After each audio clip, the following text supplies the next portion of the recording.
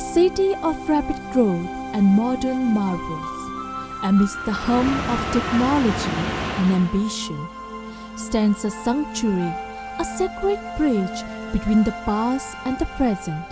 This is the Maha Bodhi Society, Bengaluru, a place where the ancient wisdom of Buddha finds new life in the heart of contemporary India. Nestled in the midst of the bustling city, the society is wrapped in lush greenery, a peaceful refuge where trees whisper and the spirit of Dharma gently breathes.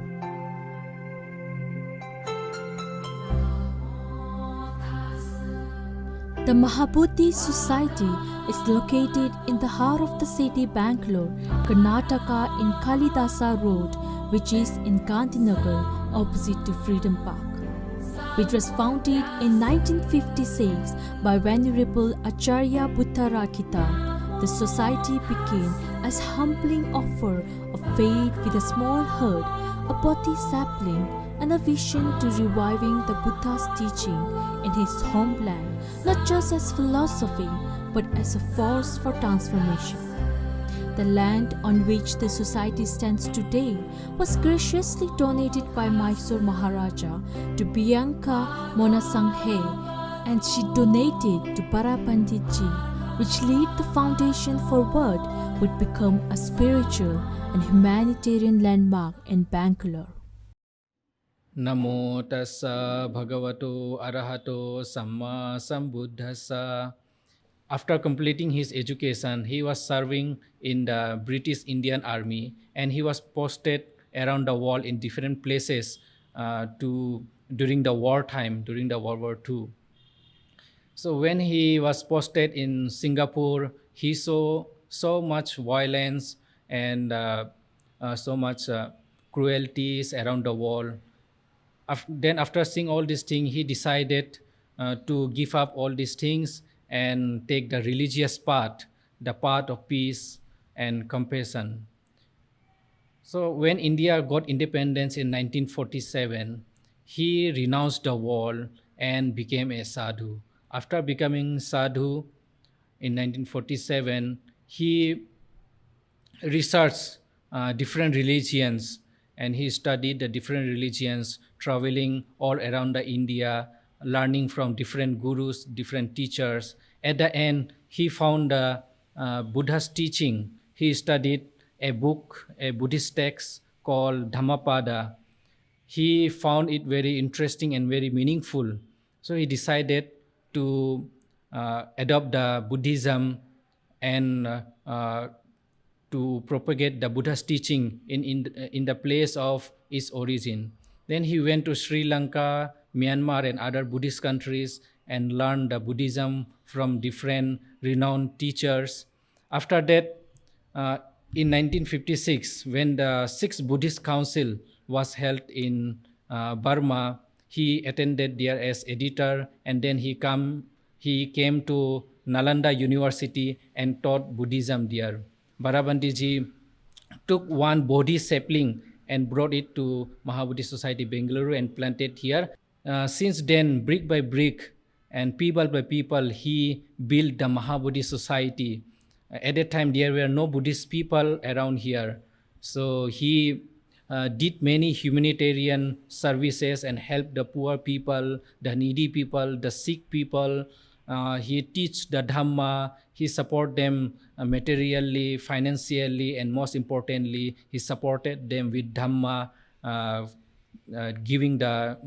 preaching the Dharma to the people, the message and the teaching of the Lord Buddha. So like that, many people started to come, and the society began to develop. Today we have the Buddhist school here, hostel, temple, stupas, and like that, gradually now there are around 22 centers around India in different places of India. Hundreds and thousands of peoples are getting the benefit and learning the Buddha's teaching, the message of peace, love, and compassion. And the Buddha's teaching is the epitome of love and compassion, and it teaches people how to live as a good society and develop the country, live the life harmoniously. So this was the dream of the Bharabhantiji, and he worked for it. And now, after he passed away, hundreds of monks are here, and many good disciples of Bharabhantiji. They are carrying out the vision and the goal of the Bharabhantiji, which is to revive the Buddhism in India and teaching people with everyday puja, meditation, chantings, and guiding the people, teaching the people every week, every Sunday courses, and many meditation courses we are conducting. So in this way, people are getting benefit, and Buddhism is coming up more and more in the place of its origin, India. Acharya Buddha Rakita saw the Dhamma not as something to be worshipped, but something to be lived with compassion, clarity, and fearless service to others. From that seed, a movement was born, one rooted in silence and grown through services. Every morning, as the sun rises over Bangalore, soft chanting rise with it, filling the air with the ancient Pali language, echoing words spoken more than 2,500 years ago. At the center of this sanctuary stands the Maha Bodhi Lokashanti Buddha Vihara. Within its stillness lies the Buddha statue, where prayers are offered twice a day, morning and evening, with devotion.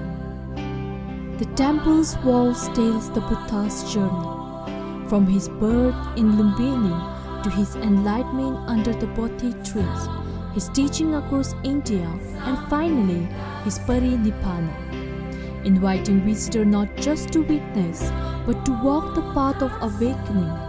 The temple is more than a place of worship. It is a living narrative where history, art, and truth meet in radiant silence. Compassion is the core of Maha Bodhi society. Not confined to the walls of a temple, the Dhamma here flows outward, reaching the poor, the sick, and the forgotten. Free medical care at various health centers is given with compassion and enthusiasm, where healing is guided not only by skill but by kindness. From rural outreach program to city shelters, the society serves where the need is greatest, bringing relief, presence, and hope. Namo Buddhaya. My name is Dharman. I'm a volunteer working in this center society called Maha Bodhi, and I came to know about the center in the year 1999. So preserving the teaching does not mean just learning or hearing the teaching and reading it. It actually means to practice. How we practice the teaching, we have to apply it in our life by practicing morally. Before, I was not very grateful towards my parents and not knowing what is loving kindness, compassion. Coming over here, learning the Buddha's teaching, then I started practicing it, and now I'm able to apply these aspects of loving kindness, compassion, being grateful, especially to my parents.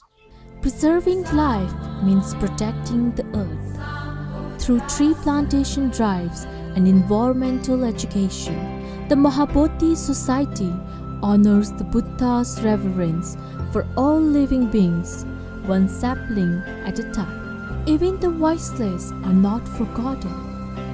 Abandoned animals are taken care through animal service program with the same compassion the Buddha showed to all the living beings. The Buddha's wisdom was always meant to be shared, not just in temples, wherever minds are ready to be awakened. This society brings the vision to life through colleges and institution outreach. Meditation courses, awareness workshops, and seminars are offered across educational campuses, with no intention to convert them, but to help young minds to connect ancient insight and to be face modern stress. For children, learning the Buddha's teaching begins through storytelling, mindfulness games, and gentle reflection. They are taught that peace, kindness, and clarity are strength they can grow from within.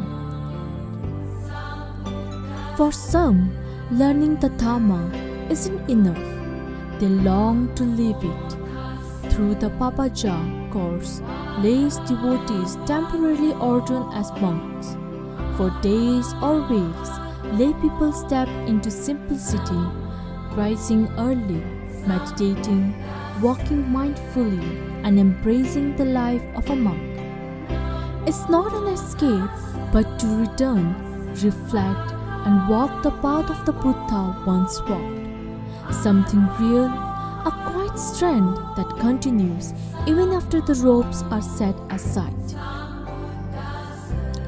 In a hostile and bustling city, where times run fast and the mind runs faster, this is the place where people slow down to breathe, to listen, to understand. Every Sunday, amidst the noise of the world, lay devotees make times and gather here not to escape life, but to understand it more deeply.